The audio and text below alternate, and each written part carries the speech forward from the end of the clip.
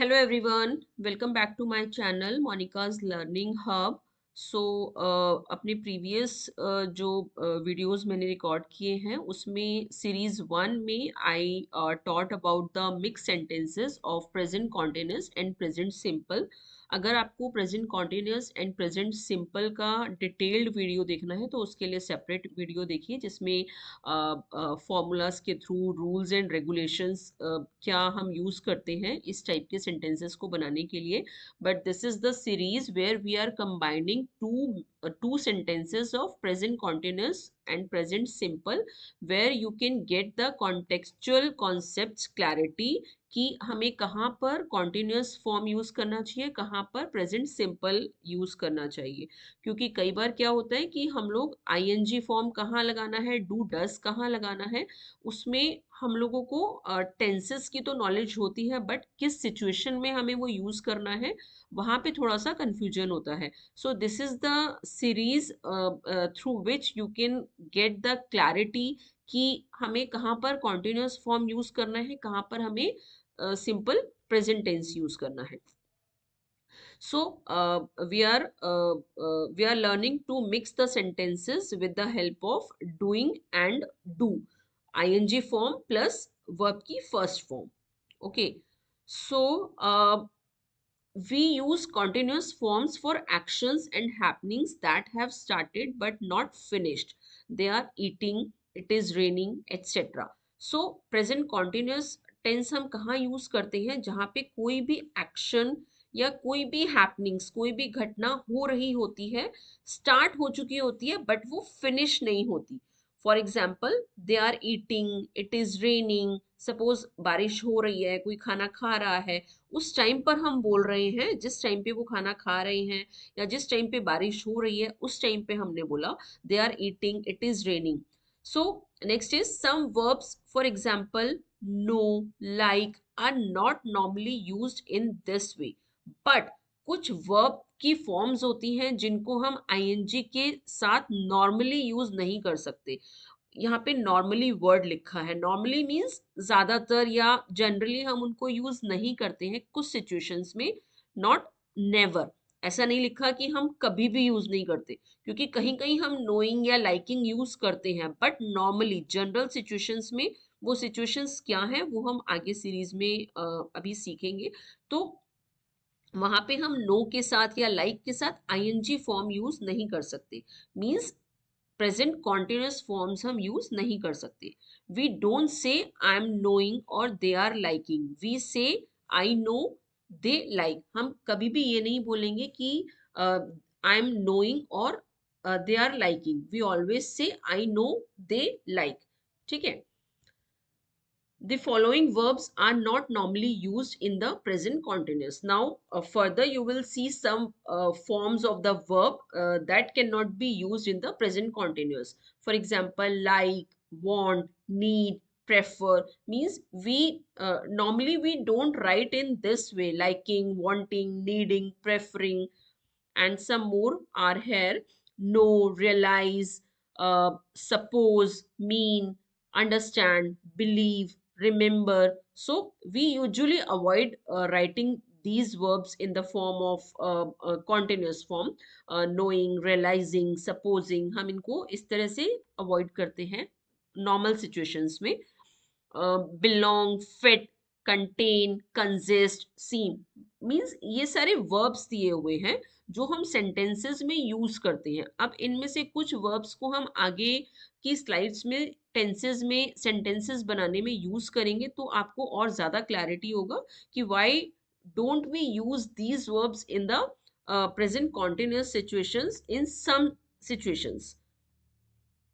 Examples: I'm hungry, I want something. I'm hungry, I want something to eat. अब suppose इस time पे मुझे भूख लग रही है, अब एक्शन तो हो रहा है ना, I am feeling hungry. So I will not say like I wanting something to eat, I wanting food. मैं उसको किस तरह से बोलूंगी? I am hungry, I want something to eat. मतलब मुझे भूख लगी है, I want something to eat, मुझे कुछ खाने के लिए चाहिए. ठीक है, हम इसको ऐसे नहीं लिखेंगे I am wanting. Clear? Next is do you understand what I mean. अब do you understand what I mean, suppose इस टाइम मेरे सामने कोई बैठा हुआ है, हम दोनों बात कर रहे हैं, and I just asked to get the clarity कि जो मैंने बोला अगले बंदे को कुछ समझ आया भी कि नहीं. सो आई विल नॉट से आर यू अंडरस्टैंडिंग. मैं हमेशा उससे किस तरह से पूछूंगी, do you understand what I mean, क्या तुम्हें समझ आया मेरा क्या मतलब है. ओके, तो इन सिचुएशंस में भी हम कभी भी आईएनजी फॉर्म का यूज नहीं करते, सिंपल प्रेजेंट फॉर्म का यूज करते हैं.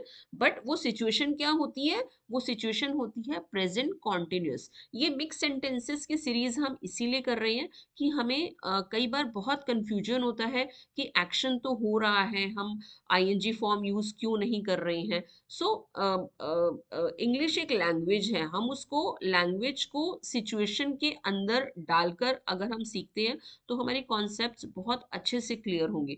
अगर आप उनको जनरली सिर्फ फॉर्मूला के अकॉर्डिंग सीखोगे तो we won't be able to deliver our message what we want to deliver to another person. So situations को माइंड में रखते हुए आप सेंटेंसेस को बनाइए, ना कि टेंसेस को माइंड में रखते हुए. Anna doesn't seem very happy at the moment. अब at the moment means the action is being done at the time of speaking, but it doesn't mean कि हम उसको प्रेजेंट कॉन्टिन्यूस में लिखे, हम उसको सिंपल प्रेजेंट में लिख रहे हैं. Anna doesn't seem very happy at the moment. Suppose आप कहीं पार्टी में गए हैं और वहां पे आपके कोई फ्रेंड है, वो हैप्पी नजर नहीं आ रहे हैं, तो आप दूसरे फ्रेंड को बोला आपने he doesn't seem very happy at the moment. इस टाइम पे वो बहुत खुश नजर नहीं आता है या आ रही है. बट बोलने में आ रहा है या आ रही है, बट आप ऐसे नहीं बोलोगे Anna is not seeming happy.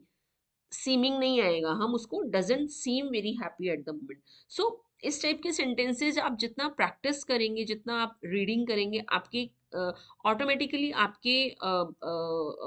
आपके मुंह से निकलना स्टार्ट हो जाएगा जब भी आप स्पीकिंग स्किल्स पे काम करेंगे अपने.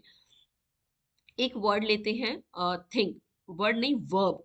ठीक है. अब थिंक एक वर्ब है, ठीक है, एक एक्शन है. व्हेन थिंक मीन्स बिलीव और have an opinion, we don't use the continuous.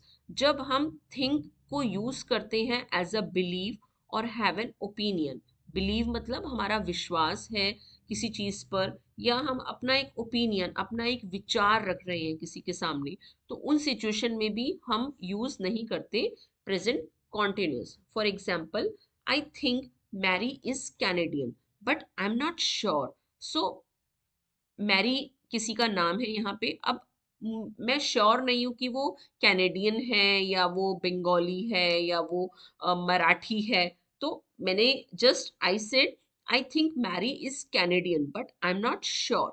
ठीक है, तो हमने थिंक यूज किया.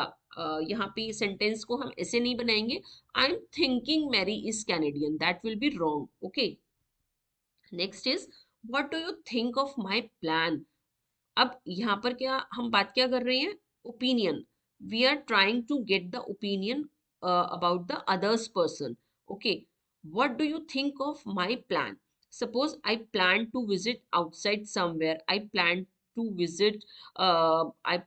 visit Taj Mahal in the vacations. So I'm asking to the another person with whom I have planned, what do you think of my plan. कि suppose आपकी family ने plan बनाया, आपके फादर ने plan बनाया कि vacations में हम लोग ताजमहल घूमने जाएंगे. तो उन्होंने आपसे पूछा what do you think of my plan. ठीक है, not what are you thinking of my plan. ठीक है, मैंने ये प्लान बनाया, आपको कैसा लगता है कि बनाए इसको. What do you think of my plan. Okay. Next is when think means consider, the continuous is possible. अब दोनों में डिफरेंस देखो कि हम जब किसी चीज को कंसिडर करेंगे, कंसिडर मतलब किसी चीज को हम रेफरेंस के थ्रू यूज करेंगे, या हम उसके बारे में कॉन्टिन्यूसली एक चीज को हम अपने माइंड में रखे हुए हैं, तो उन सिचुएशन में हम लोग कॉन्टिन्यूस फॉर्म यूज करेंगे. आई am thinking about what happened. For example कि yesterday we went to the party and somebody was just started fighting with each other. So today you are continuously thinking about this, about that yesterday's situation. Okay, I'm thinking about what happened yesterday. I often think about it. Okay, so ये एक situation है कि आप किसी चीज को consider कर रहे हो, किसी सिचुएशन के बारे में माइंड में कंटिन्यूअसली सोचे जा रहे हो। ठीक है, तो उन सिचुएशन में हम आईएनजी फॉर्म का इस्तेमाल करेंगे। Okay, Nikki is thinking of giving up her job. She is considering it. अब निक्की क्या कर रही है? निक्की बहुत दिन से प्लान कर रही है कि उसको अपनी जॉब छोड़नी है। ठीक है, तो Nikki is thinking of giving up her job means continuously she is considering कि she would like to leave that job, she would like to switch that job, she would like to join somewhere else. So यहाँ पे हम consider कर रहे हैं किसी situation को, तो उन सिचुएशंस में हम लोग वर्ब के साथ आईएनजी फॉर्म का यूज करेंगे एंड हमारी जो हेल्पिंग वर्ब क्या होगी? इज एम आर होगी। नेक्स्ट कुछ वर्ड्स हैं like see, hear, smell, taste. अब ये अलग अलग वर्ड्स हैं, इनके थ्रू हम कुछ सेंटेंसेस बनाएंगे जिससे कि आपको लगेगा कि हाँ हम किस सिचुएशन में आईएनजी फॉर्म का यूज कर सकते हैं and कहाँ पर हमें आईएनजी फॉर्म का यूज नहीं करना है। We normally use the present simple not continuous with these verbs. Do you see that man over there, not are you seeing.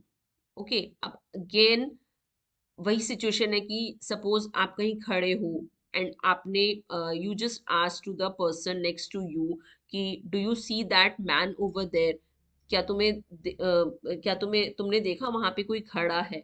Okay, आप ये नहीं बोलोगे are you seeing.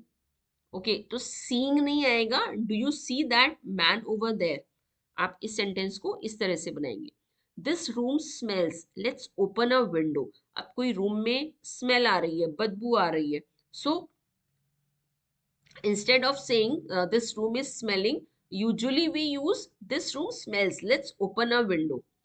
We often use can, see, hear, smell, taste. Okay, अब ये वाले जो verbs है ना हमारे, जितने भी हमने ऊपर यहाँ लिखे हैं, see, hear, smell, taste, ज्यादातर हम इन words के साथ ना, इन verbs के साथ can का use कर सकते हैं। How? Let's do some sentences. I can hear a strange noise. Can you hear it? Okay, can. I can hear a strange noise. Can you hear it? तो आप ये नहीं बोल रहे हो, मतलब इफ यू से I am hearing a strange noise, गलत नहीं होगा, बट नॉर्मली सिचुएशंस में हम क्या करते हैं कि आई एम हियरिंग की जगह हम लोग कैन का यूज कर सकते हैं। Okay, I can hear a strange noise, can you here it. क्योंकि कई बार क्या होता है कि वो स्ट्रेंज नॉइज मुझे आ रही है, अनदर पर्सन को नहीं आ रही है, तो उन सिचुएशन में हम लोग एक्शन तो हो रहा है but not sure about that action, कि कई बार मुझे वो स्मेल आ रही है, दूसरे पर्सन को वो स्मेल नहीं आ रही है, तो इसी वजह से हम लोग वहां पे कॉन्टिन्यूअस फॉर्म का यूज नहीं करते हैं। Look, feel. अब दो वर्ब्स और लेते हैं, look, feel. You can use the present simple और कॉन्टिन्यूअस टू से हाउ समबडी लुक्स और फील नाउ, कि प्रेजेंट सिचुएशन में, प्रेजेंट सिचुएशन में कि कोई भी पर्सन या कोई भी सिचुएशन या कोई भी ऑब्जेक्ट कैसा लग रहा है। For example, you look well today और you are looking well today. अब देखो, इस तरह के जो सेंटेंस होते हैं ना, उसमें आप दोनों ही फॉर्म्स यूज कर सकते हैं। आप सिंपल प्रेजेंट के थ्रू भी इसको बना सकते हैं, प्रेजेंट कॉन्टिन्यूस के थ्रू भी इसको बना सकते हैं। You can say you look well today और you are looking well today, you look beautiful today, you are looking beautiful today. आप दोनों ही तरह से इन सेंटेंसेस को बना सकते हैं, लुक अगर वर्ब आप यूज कर रहे हैं। How do you feel now और how are you feeling now, दोनों ही सही है। आप हाउ डू यू फील भी बोल सकते हैं, how are you feeling now भी बोल सकते हैं। ठीक है, प्रेजेंट सिचुएशन में कोई भी पर्सन कैसा लग रहा है या कैसा फील कर रहा है, उन सेंटेंसेस को हम इस तरह से बना सकते हैं. But I usually feel tired in the morning, not I am usually feeling. But अगर आप यूजुअली वर्ड यूज करते हैं, usually I have already taught you many times कि जब भी हम यूजुअली, ऑलवेज, ऑफन, समटाइम्स इस तरह के वर्ड्स हम यूज करते हैं, तो ज़्यादातर हम लोग सिंपल प्रेजेंट टेंस का यूज करते हैं. उस टाइम पे हम लोग आईएनजी फॉर्म यूज नहीं करते हैं. I usually feel tired in the morning, मैं ज़्यादातर मॉर्निंग में थका हुआ फील करता हूँ या करती हूँ. Not I am usually feeling tired, तो ये रॉन्ग होगा, हम इसको इस तरह से नहीं बनाएंगे. He is selfish and he is being selfish. अब यहाँ पे कुछ वर्ड है, या तो वो सेल्फिश है या फिर वो सेल्फिश हो रहा है. So he is being selfish, he is behaving, he is acting. मतलब इसको हम कंपेयर करेंगे दो सिचुएशंस में नीचे, कि या तो वो बिहेव कर रहा है सेल्फिश होने का, या फिर वो एक्टिंग कर रहा है. I can't understand why he is being so selfish, he isn't usually like that.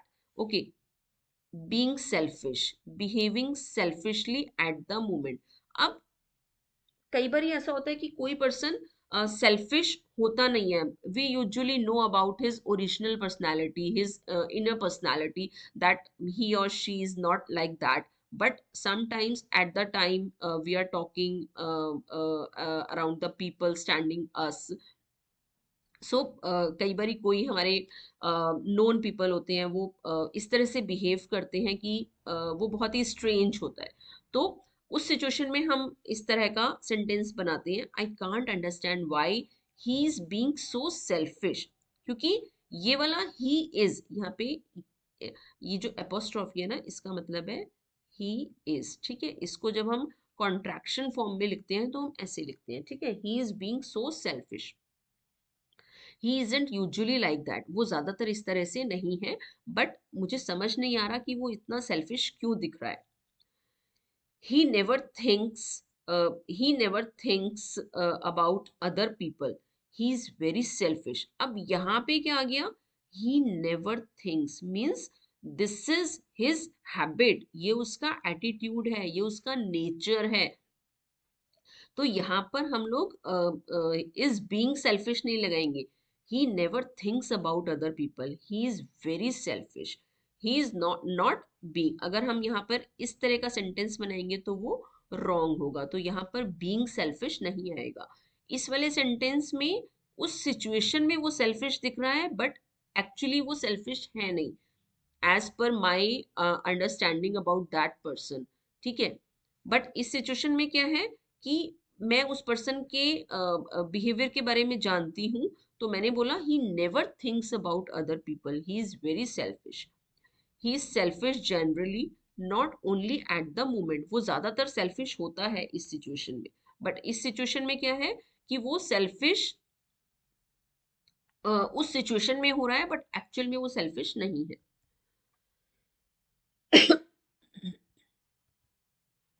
Okay, next is we use am, is, are, being to say how somebody is behaving.